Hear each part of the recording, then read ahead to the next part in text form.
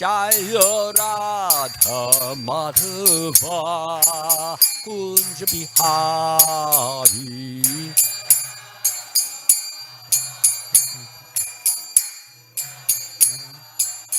Jaya Gopi Jana Vallabha Girivardhari.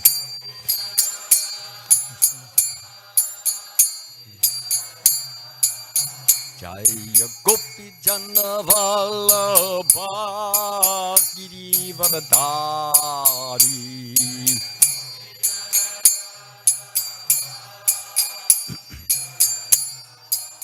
Yasura Nandana Vijana Rangjina.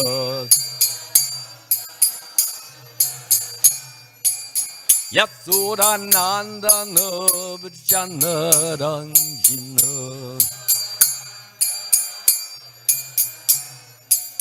Yamuna Tira Vanachari.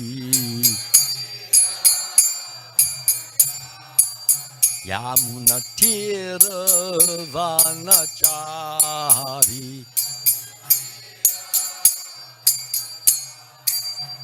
Jaya Radha Madhava Kunja Bihari.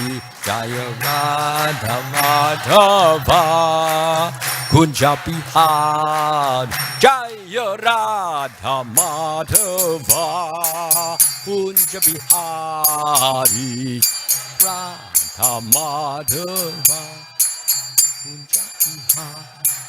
Jaya Gopi Jana Vallabha Girivardhari. Gopi Jana Vallabha. Jaya Gopi Jana Vallabha Girivardhari. Gopi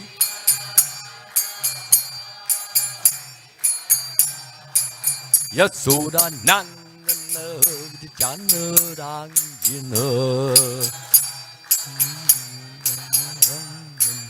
Yasoda Nandana Vijana Rangjina.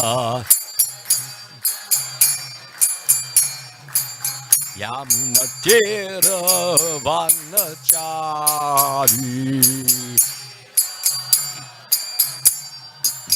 Yamuna Tira Vanachari. Hare Krishna, Hare Krishna, Krishna Krishna, Hare Hare, Hare Rama, Hare Rama, Rama Rama, Hare Hare.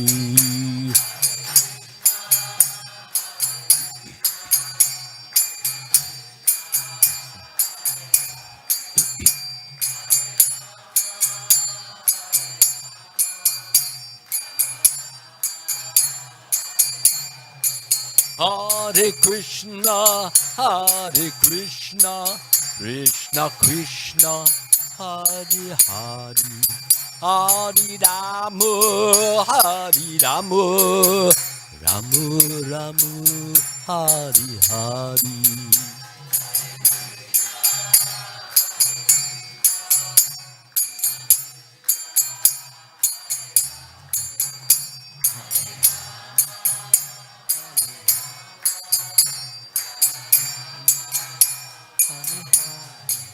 Jaya Prabhupada Jaya, Prabhupada Jaya, Prabhupada Jaya, Prabhupada.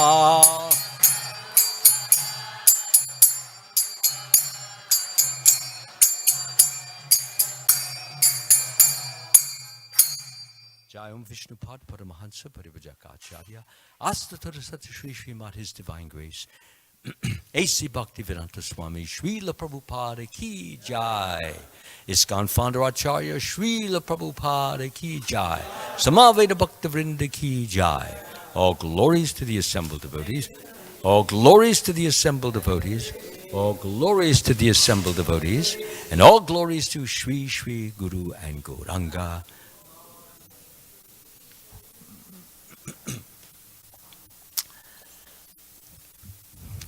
today I'll be reading primarily from this truly great book called Radharani. Some of you may have it, some of you may want to get it. It's just about everything I would want to know about Sri Radharani and then some.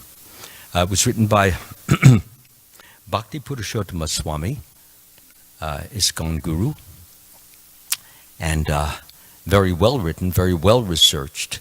So of course it is so large it would take 2 or 3 days to finish it. So I've selected certain important passages here which I hope we will all relish and delight in and be more filled with or motivated with the desire to serve Srimati Radharani, love Srimati Radharani, surrender to Srimati Radharani, and love Srimati Radharani. That is the only goal of a class of this sort, and I pray to Srila Prabhupada, to all our great deities, and to all the devotees assembled here, that they may give me their prayers so that that may be accomplished. For it is by the prayers, by the association and love of the devotees that I can accomplish anything of any value for everyone here. So thank you so much in advance.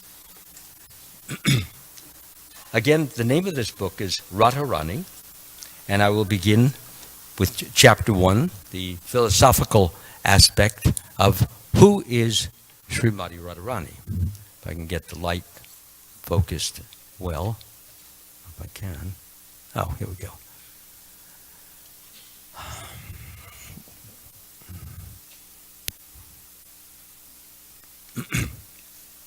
People in general do not know about Radharani.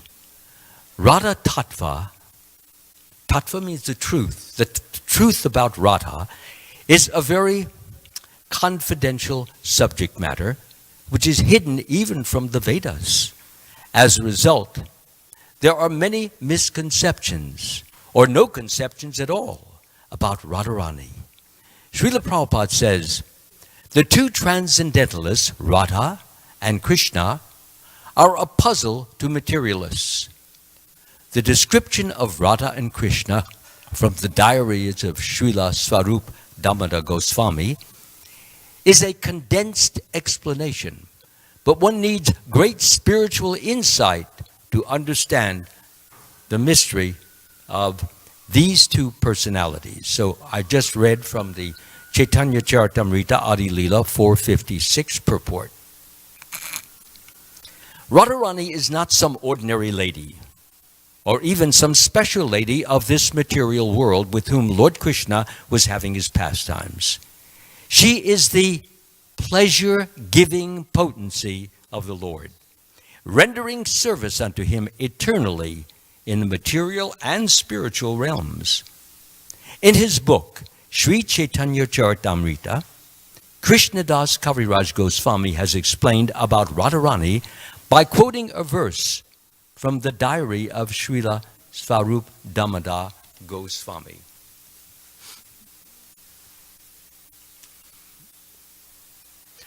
Which is as follows. The loving affairs of Sri Radha and Krishna are transcendental manifestations of the Lord's internal pleasure-giving potency.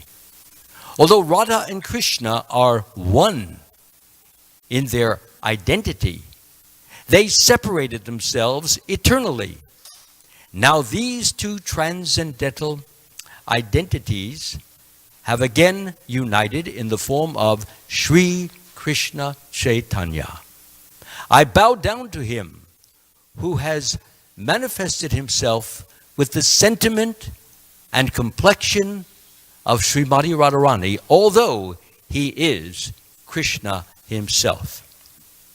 Radha and Krishna are one and the same, but they have assumed two bodies. Thus, they enjoy each other, tasting the mellows of love. So Radharani is the feminine aspect of Krishna, and that will be explained as follows. The two transcendentalists, Radha and Krishna, are a puzzle to materialists. The above description of Radha and Krishna from the diary of Srila Swarup Damodar Goswami is a condensed explanation, but one needs great spiritual insight to understand the mystery of these two personalities. One is enjoying in two. Sri Krishna is the potent factor, and Srimati Radharani is the internal potency. According to Vedanta philosophy, there is no difference between the potent and the potency. They are identical.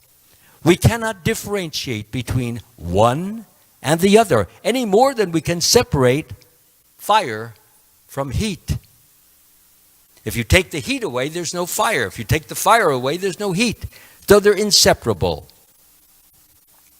In fact, Radharani is the internal potency of Sri Krishna.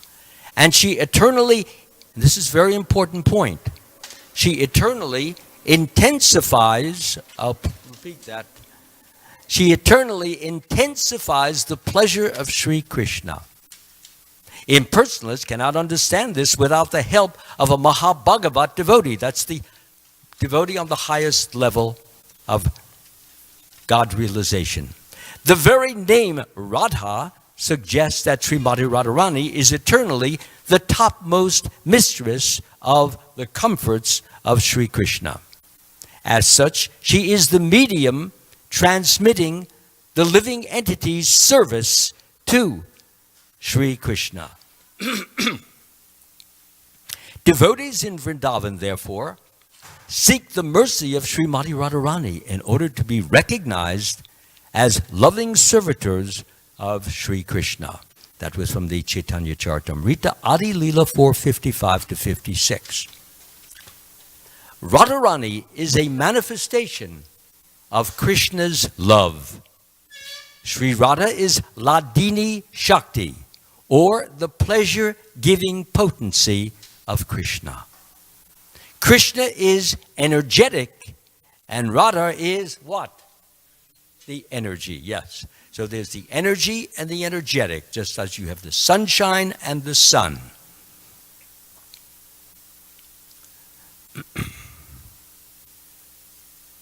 Radha and Krishna are one Atma in the sense that they are Shakti and Shaktiman, energy and energetic. Even though they are one Atma, still, from time immemorial, they have manifested in two different forms in Goloka Vrindavan to do what? To enjoy pastimes, sweet pastimes. Swayam Bhagavan Krishna has unlimited potencies categorized in three divisions.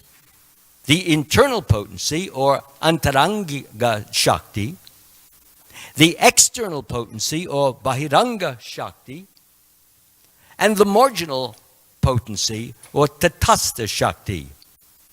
The marginal potency is Jiva Shakti. That's all of us here.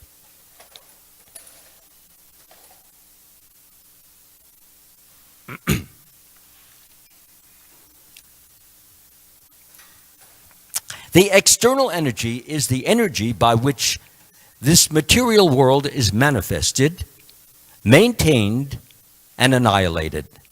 The internal potency is his potency by which he maintains his spiritual world. So now we'll go into the details of this internal potency. The internal potency, which is known as Svarup Shakti or Chit Shakti, has three aspects, and this is most important. Sandhini Shakti is his aspect of eternal existence. The Lord's existential potency by which he maintains his existence. The essential portion of the Sandhini potency is Suddha Sattva. Suddha Sattva means pure devotee. Sattva means pure, and Suddha Sattva, pure devotee. Sattva simply means pure. Sattva simply means goodness. So this means pure goodness. Lord Krishna's existence rests upon it. Krishna's mother, father, abode, houses, bedding, seats, and so on are all transformations of Suddha Sattva, pure goodness. Samvat Shakti is his aspect of cognizance or cognitive potency, which is also accepted as knowledge, by which potency the Lord knows himself and causes others, like us, to know him. The essence of the Samvit potency is knowledge. So we have existence, we have knowledge, that the Supreme Personality of Godhead is Lord Krishna. Ladini Shakti is his aspect of bliss, by which the Lord gets pleasure, and devotees are nourished by this.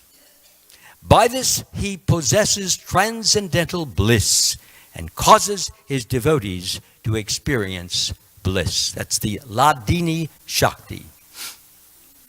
Now we will discuss particularly about Ladini Shakti. The essence of Ladini potency is love of God. The essence of love of God is emotion or bhava. And the ultimate development of emotion is Mahabhav. Sri Radha Thakurani is the embodiment of Mahabhav.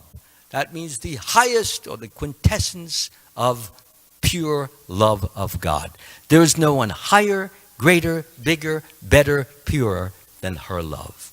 She is the repository or storehouse of all good qualities and the crest jewel among the lovely consorts, or like the gopis, of Lord Krishna. A crest jewel means the top, like when you have a crown, the crest jewel is the top jewel. So she is the topmost jewel. Then there are little lower jewels which go around. Her mind, senses, and body are steeped in love for Krishna. She is Krishna's own energy, spiritual energy, and she helps him in his pastimes. So this has a purport. Srimati Radharani is fully spiritual. Srimati Radharani is as fully spiritual as Krishna. No one should consider her to be material. She is definitely not like the conditioned souls who have material bodies, gross and subtle bodies, covered by material senses. No, she is all spiritual, and both her body and her mind are of the same spiritual embodiment. Because her body is spiritual, her senses are also spiritual. That means that she can only desire Krishna. When a person's senses have become totally, completely spiritualized, then your attraction has to be to Krishna. Most of us born in the material world, our senses are attracted to matter or material things. But as we go through or practice the process of purification, chanting Hare Krishna, hearing the Srimad Bhagavatam, associating with devotees, worshiping the deity, living in the holy Dham, glorifying the Lord, worshiping the spiritual master. As we do that, a purification takes place. And that purification that takes place gradually results in having pure senses. Pure senses means that all we want to do with our eyes is look at Krishna. With our ears, hear about Krishna. With our tongue, taste Krishna prasadam. With our skin, touch things connected with Krishna. And with our nose, smell flowers which have been offered to Krishna. So who can name that great king who practiced all of these which I've just mentioned? King Ambarish, yes. King Ambarish was a king, and yet he was a master of all of this.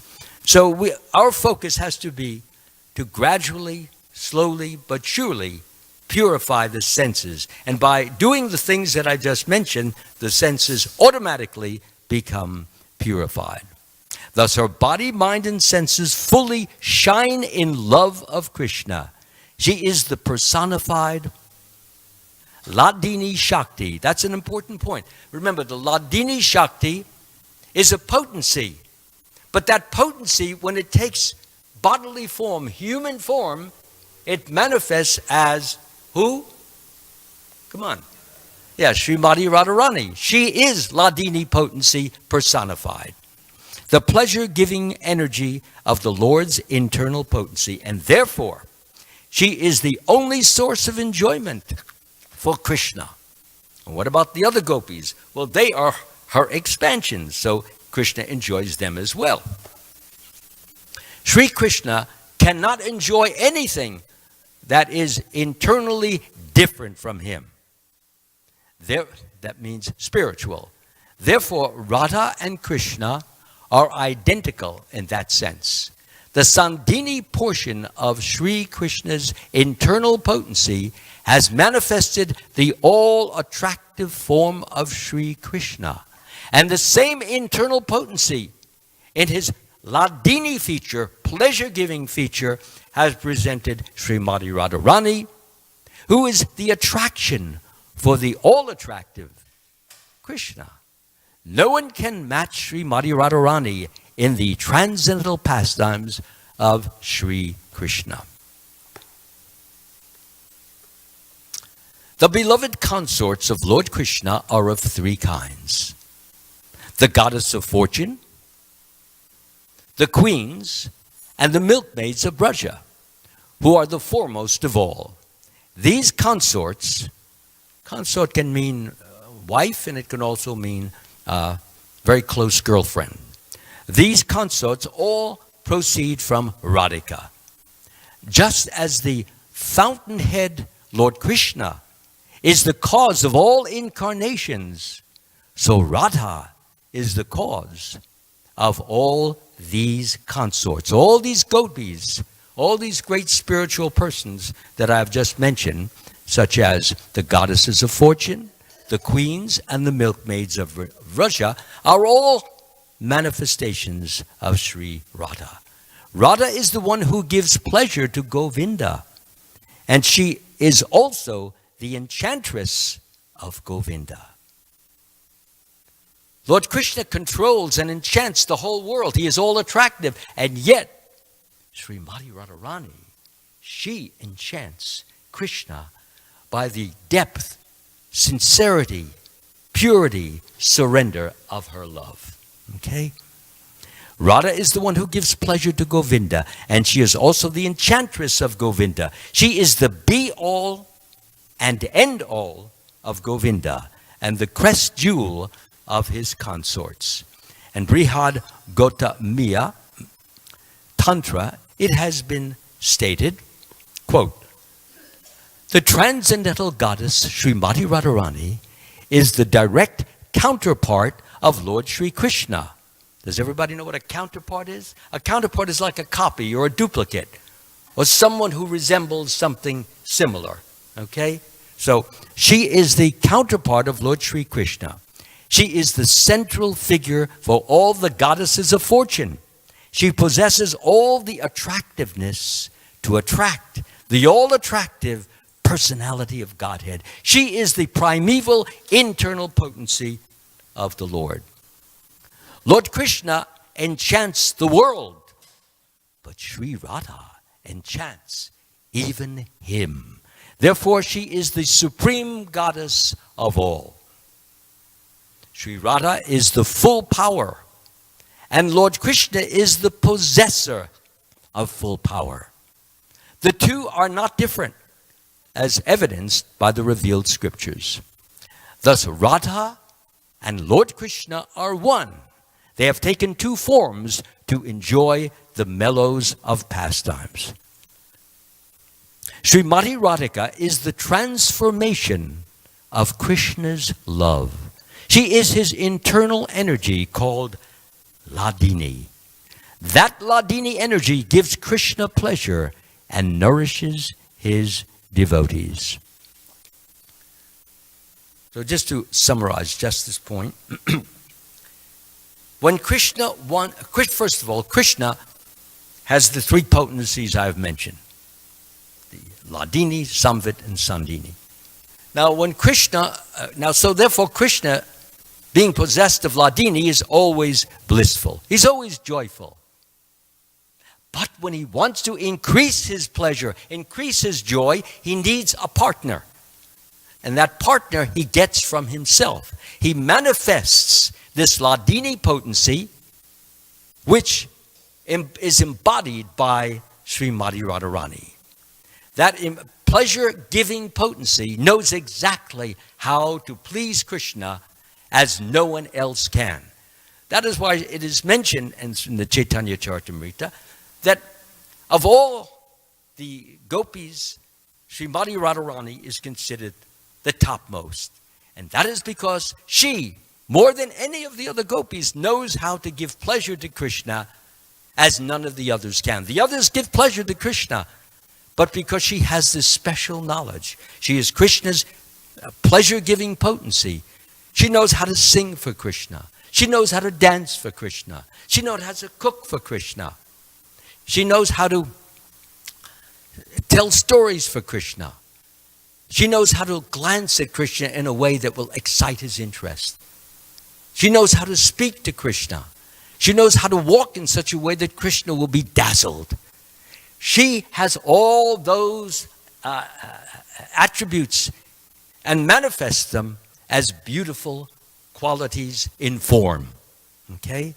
So the Hladini energy gives Krishna pleasure and nourishes his devotees. So now we will go to the next part. Will be, yes, there's one little summarizing point I'd like to make. Among the gopis, Srimati Radhika is the foremost. She surpasses all in beauty, in good qualities, in good fortune, and above all, in what? What is her chief quality? Love. She can love Krishna in ways which none of the others can. All the others love Krishna, but her quality of love, her intensity of love, her submissiveness in her love to Krishna is peerless. In this regard, it is said, just as Radha is dear to Lord Krishna, so her bathing place, Radhakund, is dear to him. She alone is his most beloved of all the gopis. How many of us here have been to Radhakund? Oh, wonderful.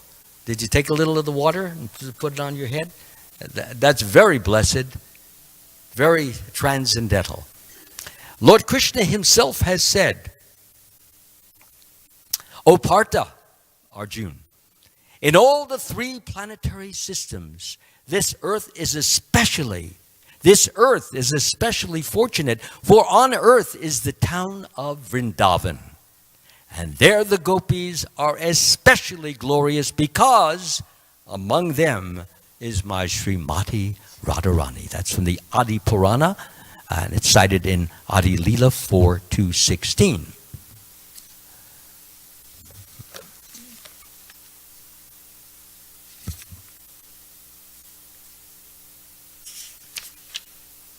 Yes.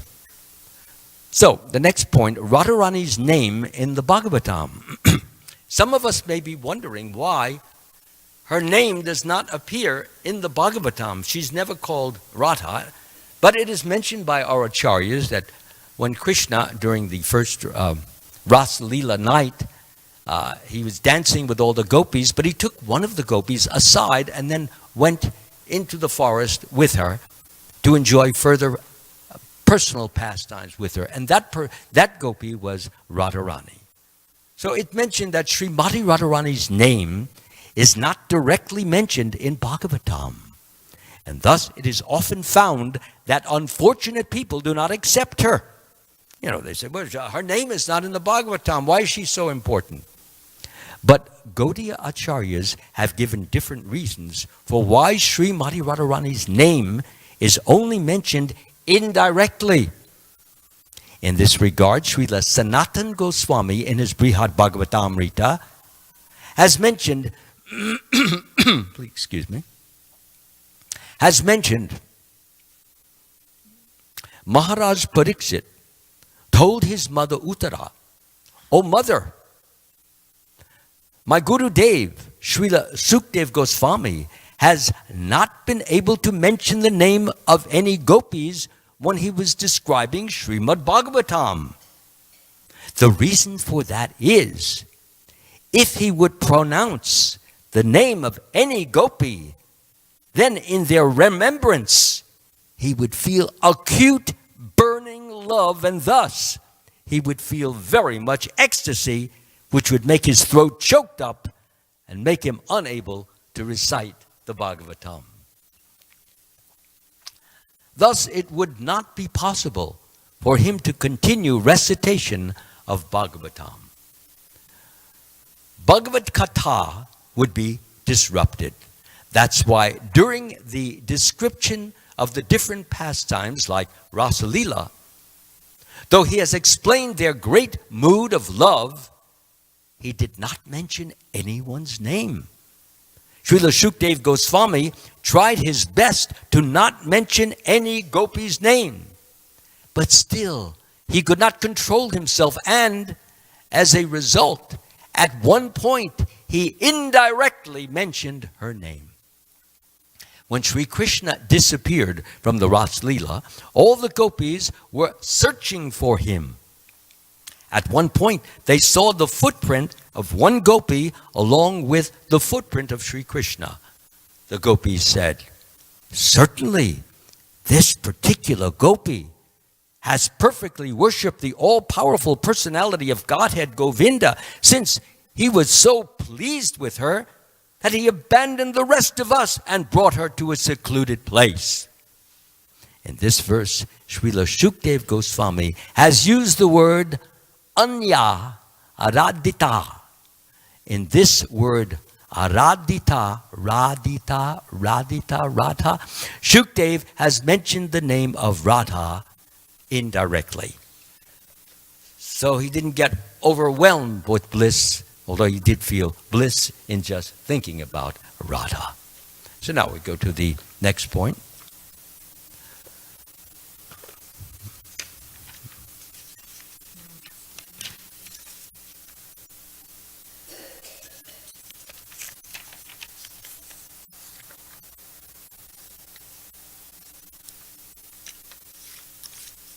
So now I will be going to the point on Srimati Radharani's appearance in this material world.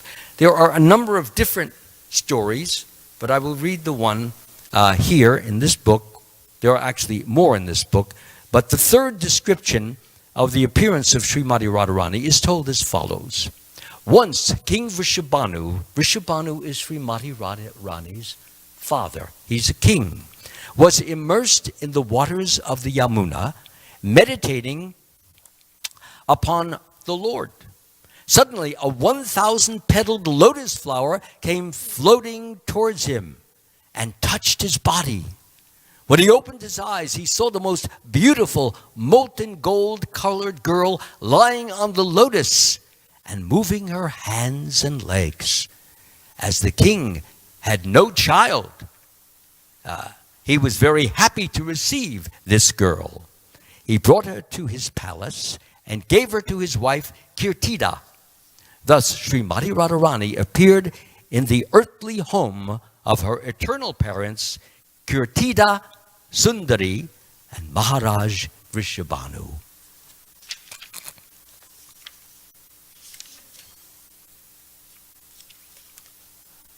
The color of Srimati Radharani's body. The bodily color of Srimati Radharani is like new Gorachana, or like molten gold, or lightning in its static form. By the way, a name Radha means lightning.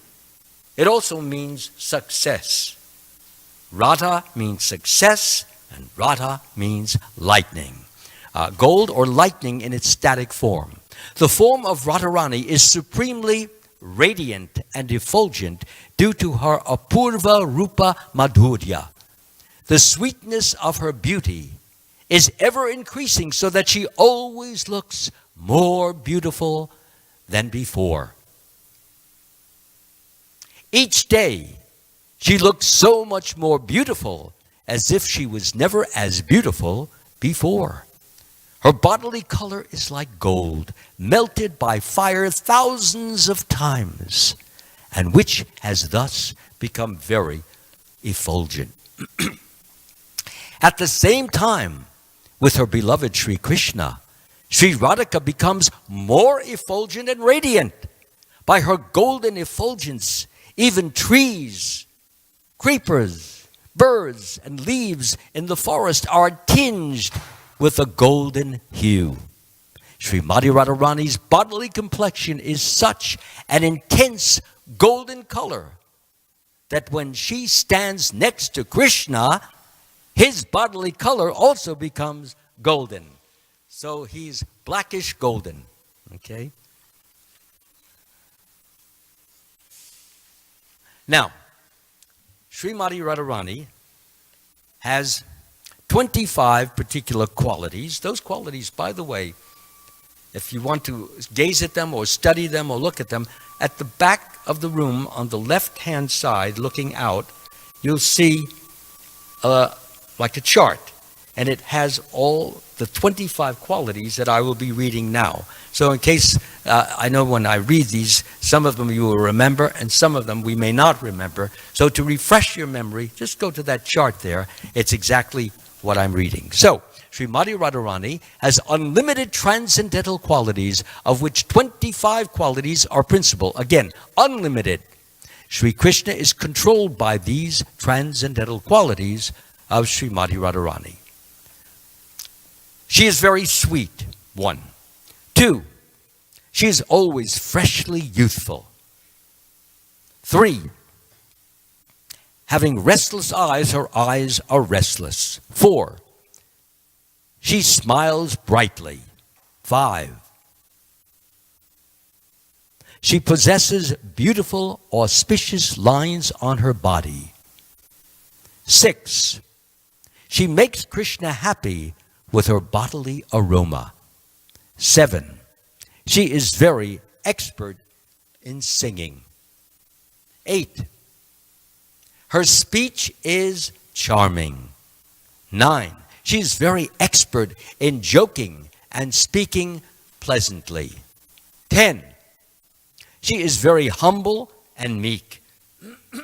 Excuse me.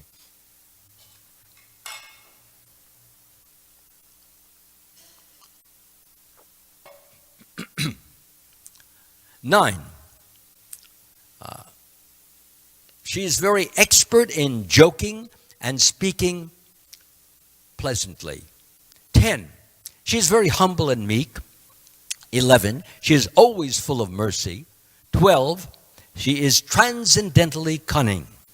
Not like a materialistic lady, but it's transcendental. All for the purpose of making Krishna happier and happier. He's always happy, but she makes him happier. She is expert in executing her duties. She is 14, she is shy. 15, she is always respectful. 16, she is always calm. 17, she is always grave.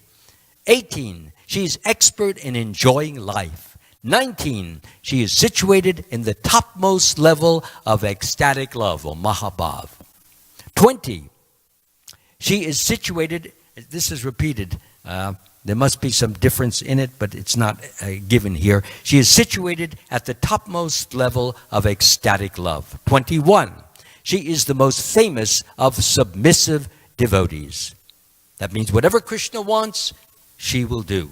If it means her life, she will give it, as long as it will give pleasure to Krishna. And in the pastime that I will be narrating in a little while, we will see how that is in manifestation. 22, she is very affectionate to elderly people. 23, she is very submissive to the love of her friends. 24,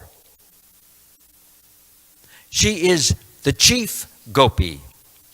25, she always keeps Krishna under her control. So those are the 25 qualities of Srimati Radharani. Now we will go to a very, very fascinating pastime, which I will read. Some of us already know it, but it's given in detail here, and that's why I'm reading it, because quite often when it is given in some of the classes, I find that many of the details are missing. So I will begin now.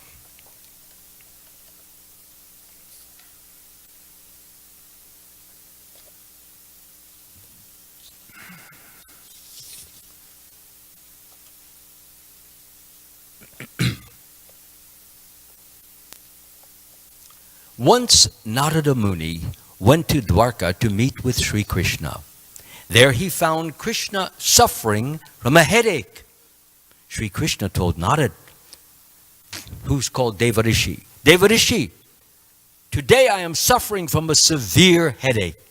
If I do not get the proper medicine before sunset, then my life will be at risk. Devarshi Narada became worried to hear this. He asked Krishna, my Lord, please let me know what kind of medicine you need to be cured. However difficult it may be, I will get the medicine for you. Krishna said, I need the dust from the lotus feet of my devotees. If I put this dust on my head, I will be cured. Narada said, I need the dust from... Narada said, Dear Krishna, this is no difficulty at all. You have unlimited devotees all over the unlimited universes. Confident of the ease of his mission, Narada Muni went straight to Krishna's queens, Rukmini Devi, and informed her of Krishna's request. Narada said, Krishna is suffering from a headache, and the only cure is the dust from the lotus feet of his devotees. Please, O Rukmini Devi, immediately give me the dust from your feet, and I shall return to Krishna at once. Rukmini replied, O Devarshi, it is a matter of great concern that our husband is suffering from a headache, but how can I give him the dust of my feet to put on the head of my husband? This is adharma, unrighteous. He is my Lord. I cannot give the dust of my feet to put on my Lord's head. I will suffer in hell if a particle of dust from my feet touches the head of my Lord Sri Krishna. Then Narada Muni went to all the other queens, including Satyabhama, but none of them would give the dust of their feet for the same reason. Narada Muni went all over the universes to all devotees, including Brahma and Shiva, but no one would dare to give the dust from their feet to put on Krishna's head. They were all afraid of going to hell. Sri Krishna is Param Brahma, they reasoned. How can one give the dust of his feet to place on Krishna's head? It was unthinkable. Narada returned to Dwarka, unsuccessful in his attempts. When Krishna came to know from Narada that no one would give the dust from his feet, Krishna said, Did you ask the Vraja gopis, the Vrindavan gopis? Narada replied, No, I've gone everywhere except Vraja. Krishna said, Then please go to Vrindavan and tell the gopis of my need. Immediately, Narada Muni went to Vrindavan. There on the banks of the Yamuna river, he saw Radharani surrounded by her Sakis, her friends. With their faces turned in the direction of Dwarka, they were all crying in separation from their beloved Krishna.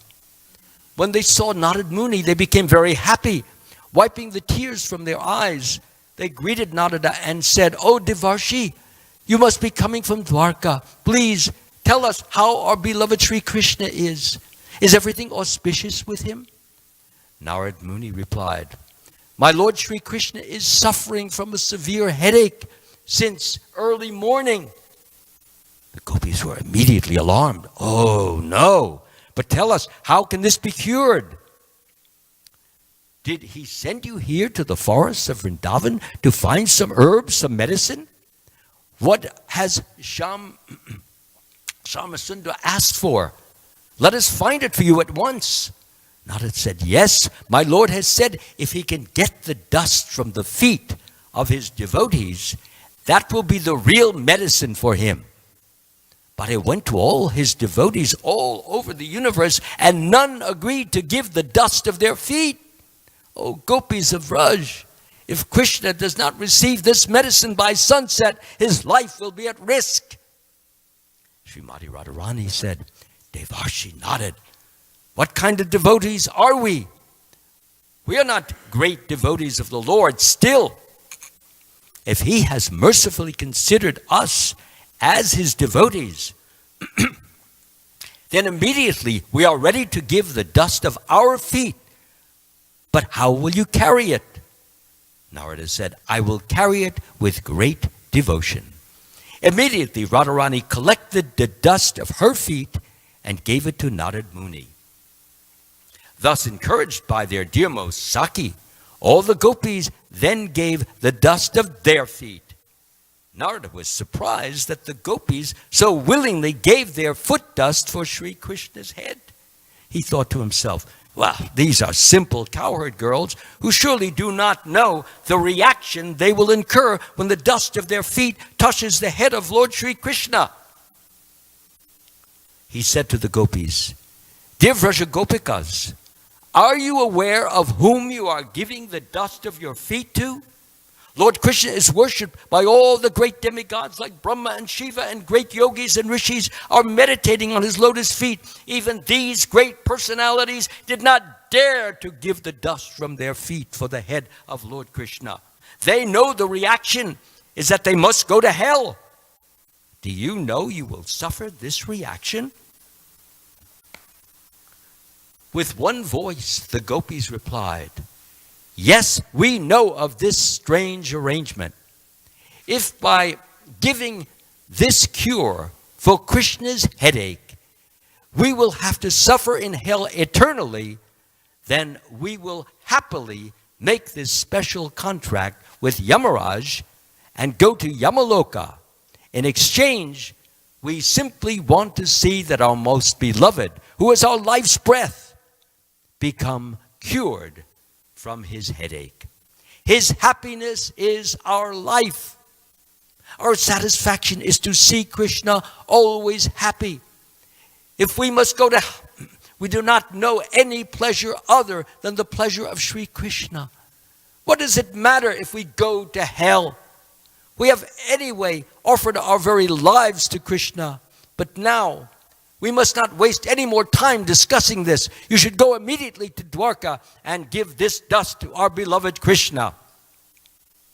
Narada Muni immediately left for Dwarka, carrying the foot dust of the gopis on his head.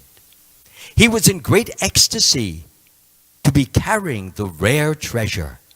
When Narada reached Dwarka, Krishna smiled and said, Narada, you have brought the foot dust of the gopis. Now my disease is cured. Just see, Narad, you consider yourself a great devotee of mine. Why could you not give the dust of your feet at the beginning?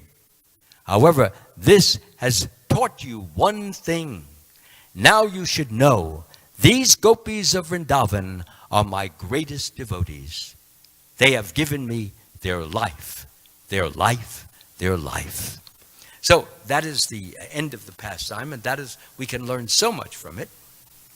Here, all of these sophisticated devotees were thinking in terms of the scriptures, that, if we give them the dust, then we'll go to hell. But the gopis couldn't care less about going to hell. They were willing to fry 1,000,000 times in hell as long as Krishna was cured, Krishna was pleased, Krishna's headache went away, Krishna was happy.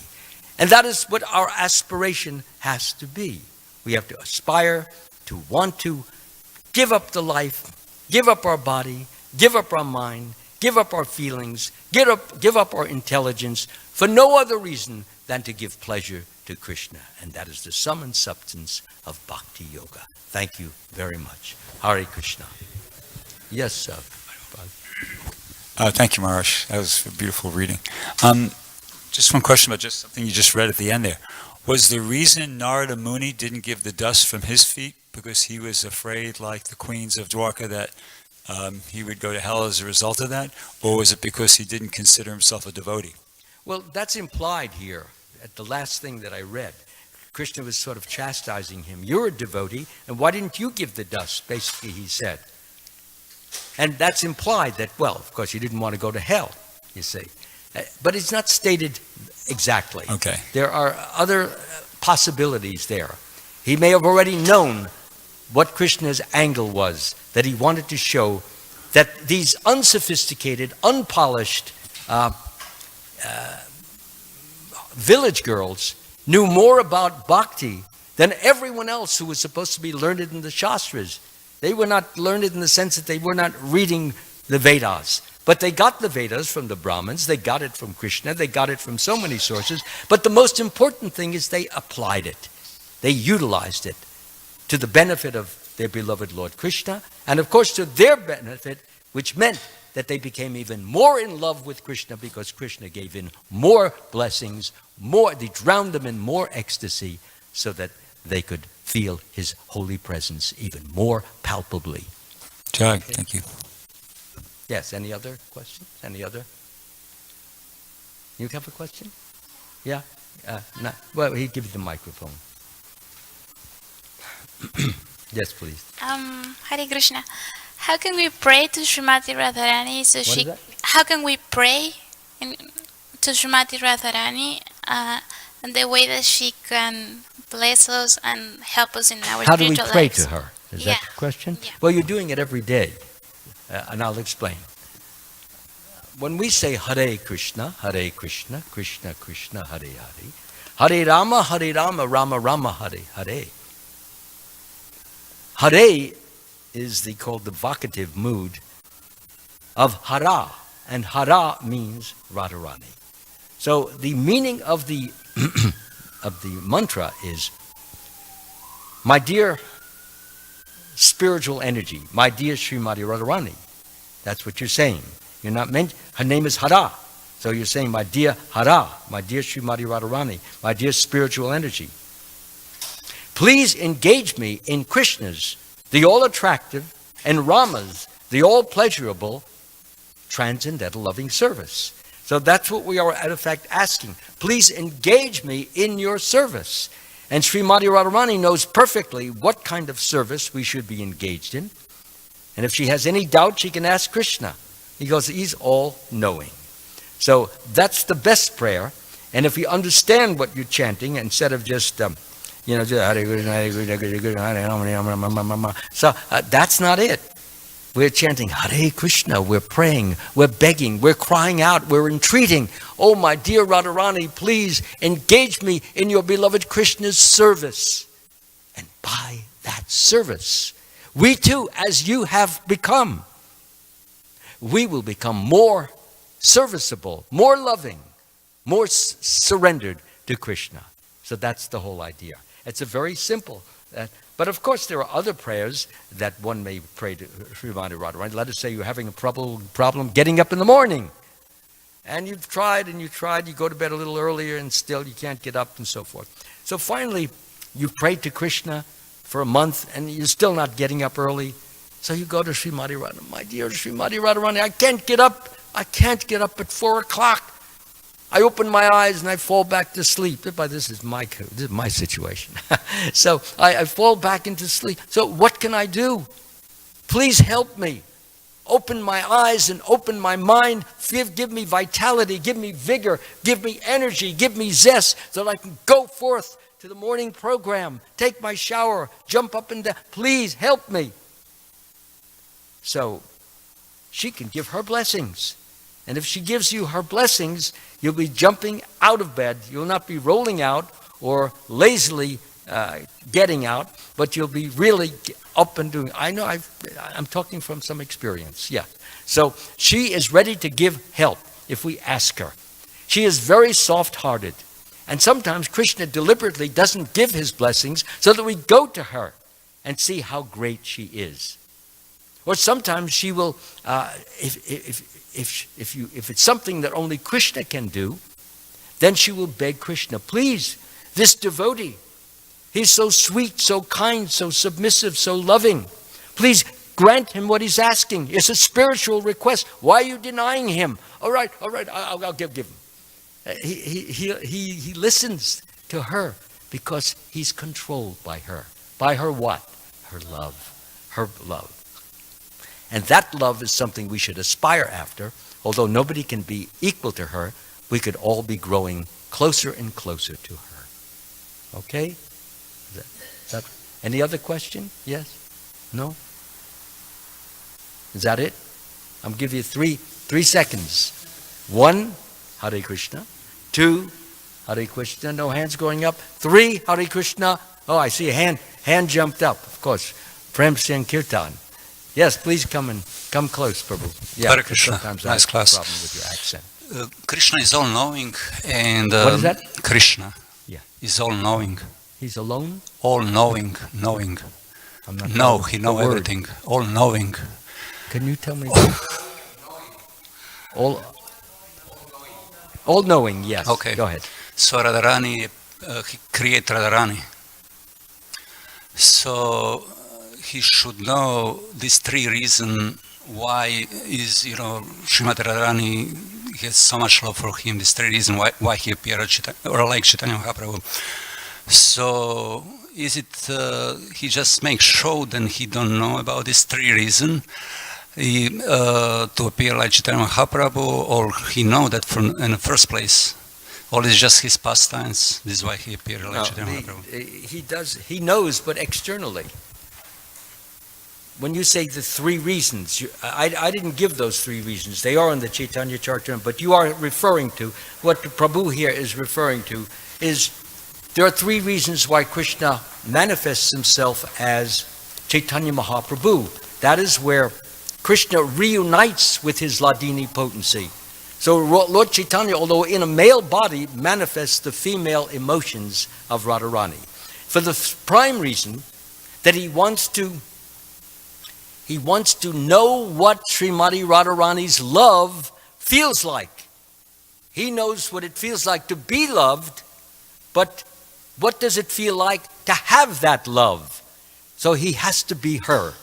He has to have her feelings to know that. Second of all, Srimati Radharani tastes a sweetness from Krishna that only a lover of Krishna can taste.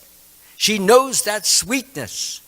And Krishna wants to know, what does my sweetness taste like to Srimati Radharani?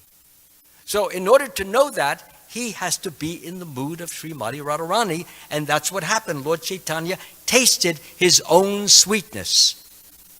And third, but not least, what does Srimati Radharani's bliss, what does it feel like?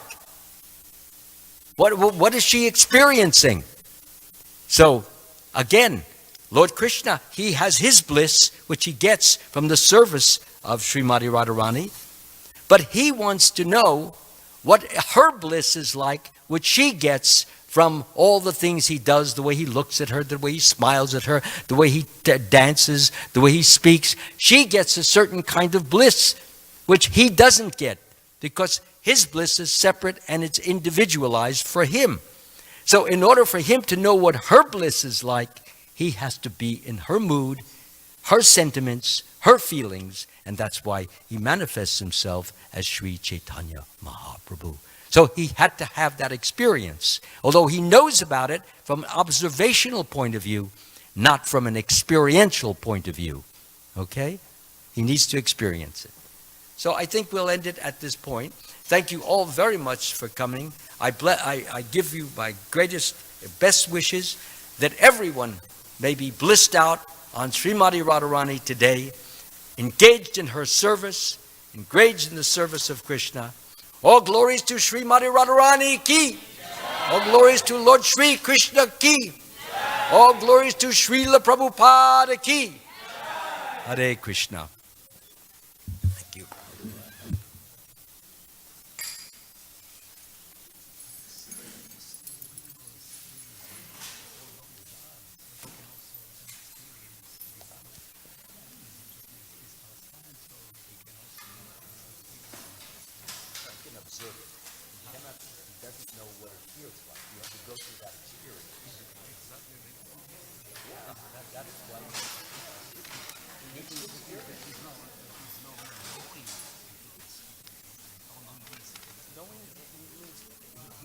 the chief